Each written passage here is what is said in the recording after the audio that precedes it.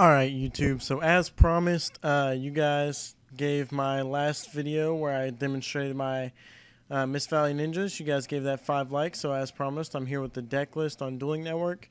This is not necessarily the finished product, but this is kind of my basic build and how I'm running it for now.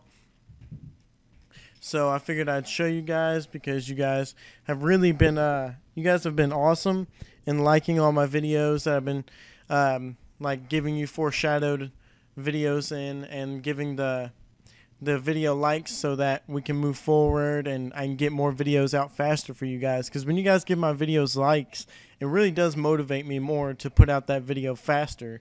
As you notice, I put up the video demonstrating this deck earlier this morning, and I am later today, and I'm already putting the deck list up. So it really does motivate me to get these videos out faster for you guys, and it really helps us advance as a channel. So I thank you guys a lot for participating and liking the videos whenever I give you guys like a task. So yeah, it's awesome. I'm gonna have to up the ante from now on and tell you guys to like it more. I do have a lot more stuff lined up for you guys. So yeah, be looking out for it.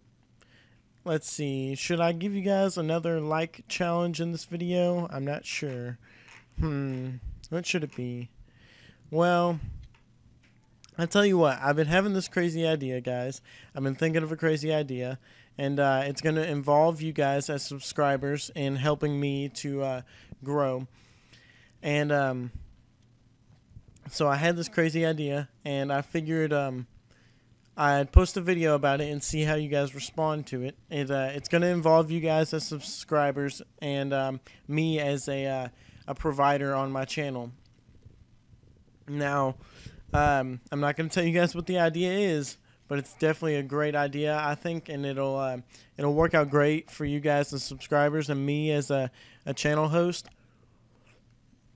So I'll tell you what, if you guys give this video 10 likes, I'll go ahead and post up the video explaining my crazy idea. So now that we got the intro and everything out of the way, we'll go ahead and show off the deck list. So it is Mist Valley Ninjas, I told you guys, and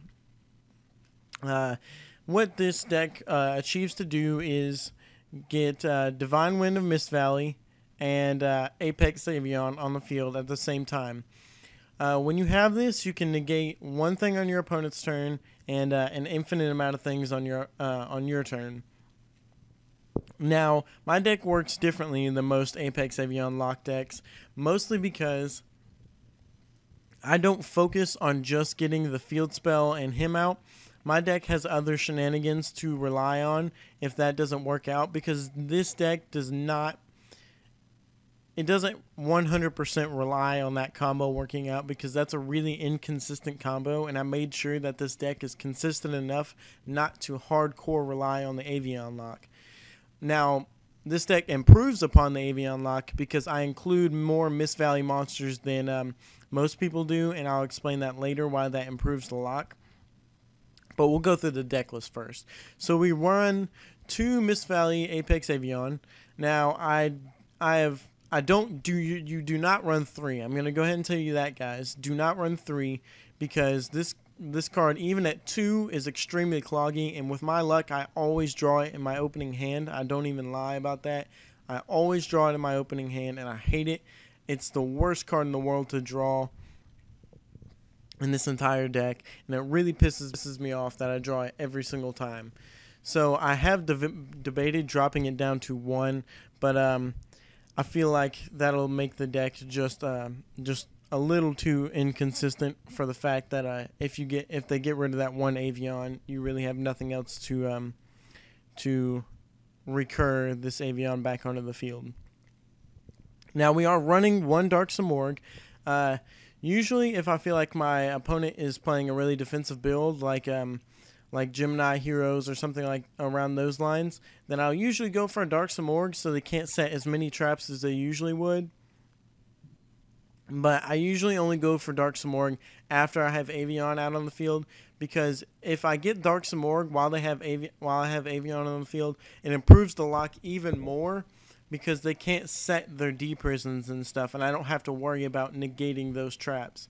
I can just worry about negating their power spells. So that's why I like Dark Simorgh. Plus, it's a card that doesn't... This card doesn't rely on me getting out with the ninjutsu art.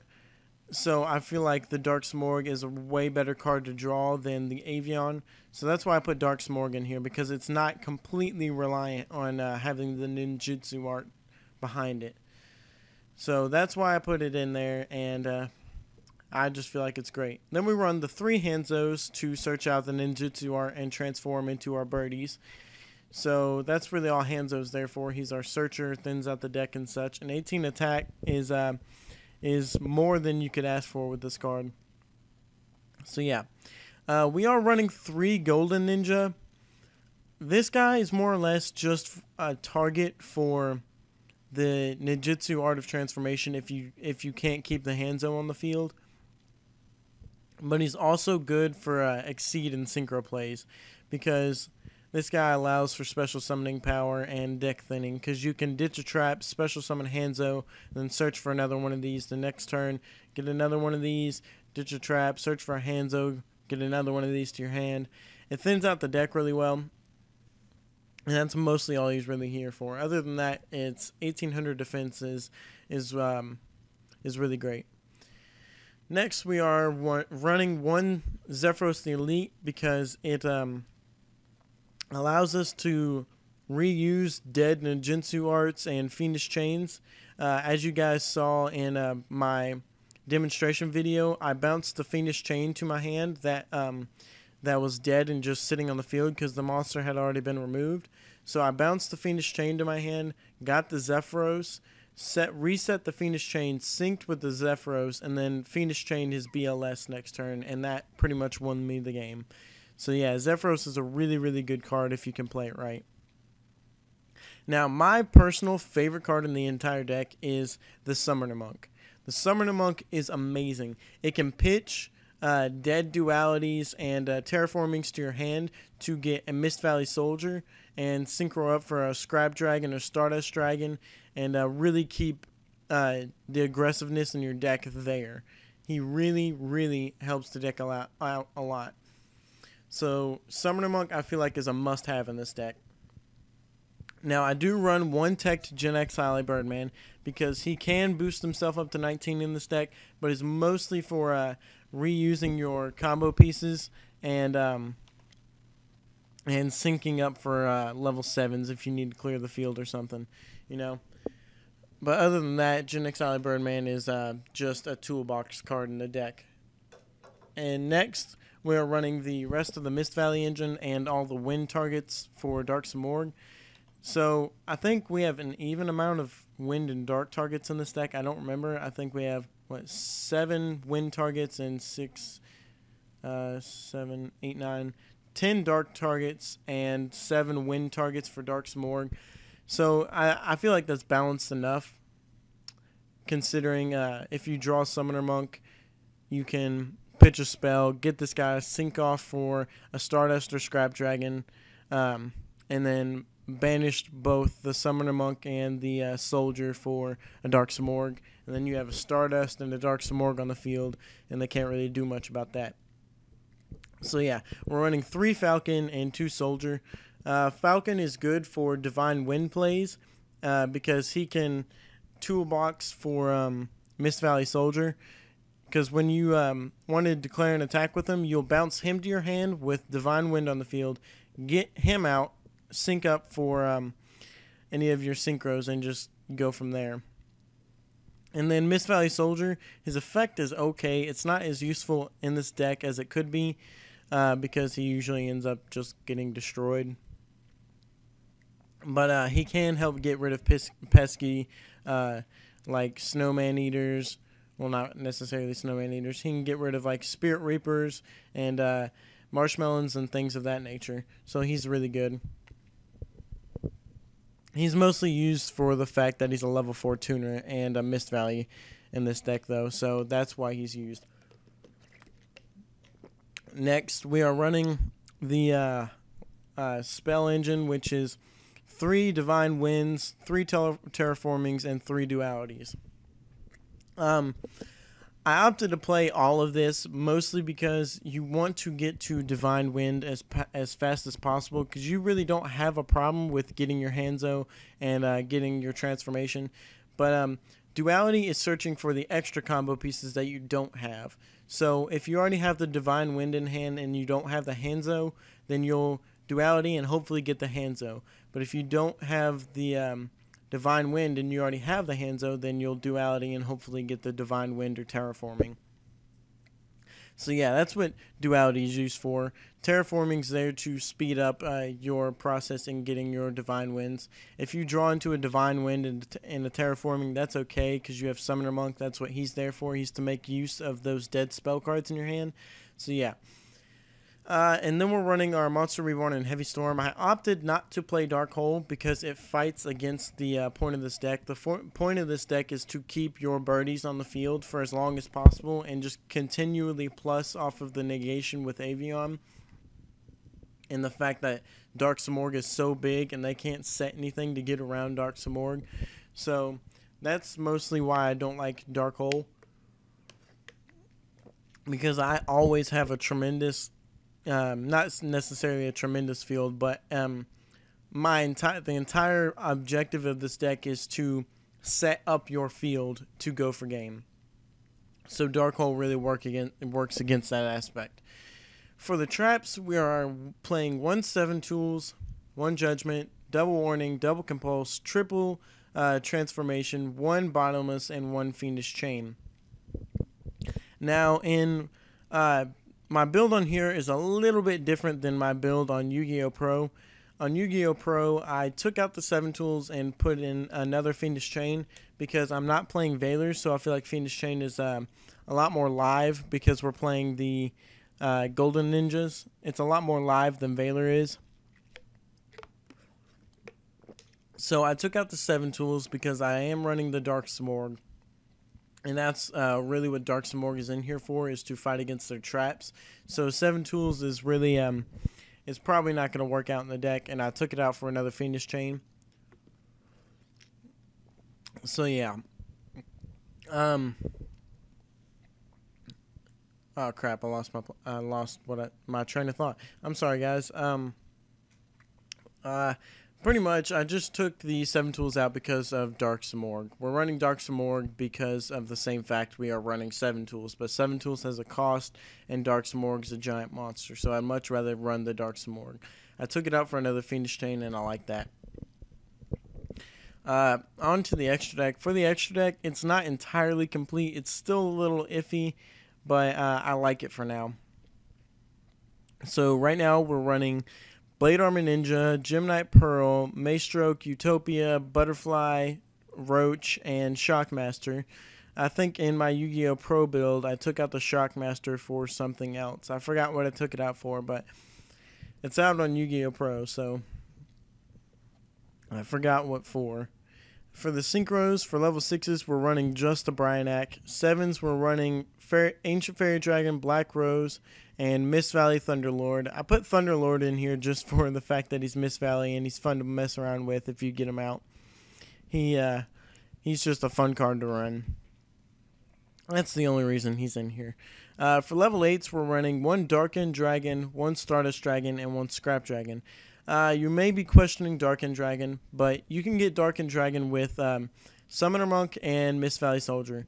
You play your Summoner Monk, activate his effect, ditch one of your spells, get Mist Valley Soldier, and then you'll sync up for Darkened Dragon, because Summoner Monk is a dark monster and their levels equal 8, so that's self-explanatory.